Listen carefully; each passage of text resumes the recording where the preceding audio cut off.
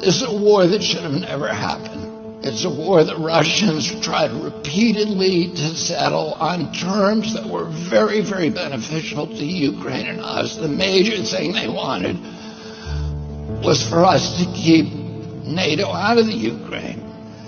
The big military contractors want to add new countries to NATO all the time. Why?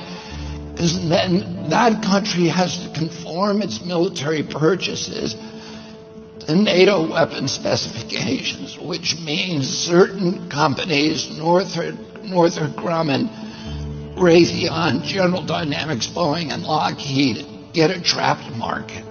In March of 2022, we committed $113 billion.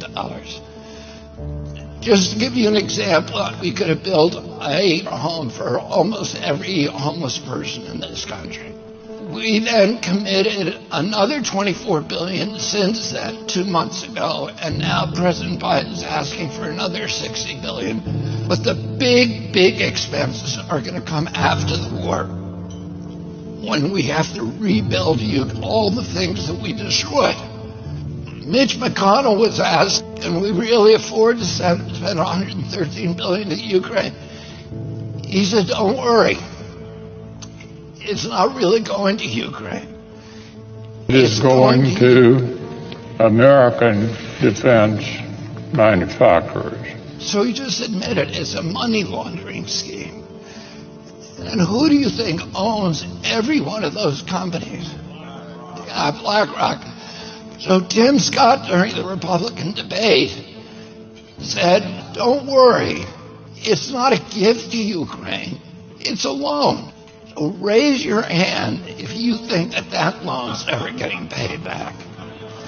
Yeah, of course it's not. So why do they call it a loan? Because if they call it a loan, they can impose loan conditions. And what are the loan conditions that we impose on? Number one, an extreme austerity program, so that if you're poor in Ukraine, you're going to be poor forever. Number two, most important, Ukraine has to put all of its government-owned assets up for sale to multinational corporations, including all of its agricultural land, the biggest single asset in Europe. In Ukraine, there's been 1,000 years of war fought over that land. It's the richest farmland in the world. It's the breadbasket of Europe.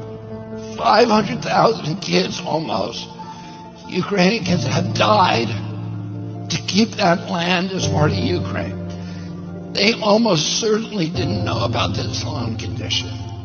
They've already sold 30% of it. The buyers were DuPont, Cargill, and Monsanto. Who do you think owns all of those companies?